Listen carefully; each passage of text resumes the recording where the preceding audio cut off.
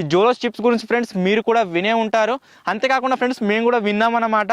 And మన ఛానల్లో కూడా ఫ్రెండ్స్ ఈ జోలో చిప్కి సంబంధించిన అన్బాక్సింగ్, అంతేకాకుండా వీటిని టేస్ట్ చేస్తే ఎలా ఉంటుంది అనే వీడియో ఉండాలి కాబట్టి మేము కూడా ఫ్రెండ్స్ జోలో చిప్స్ అయితే తెప్పించడం జరిగింది.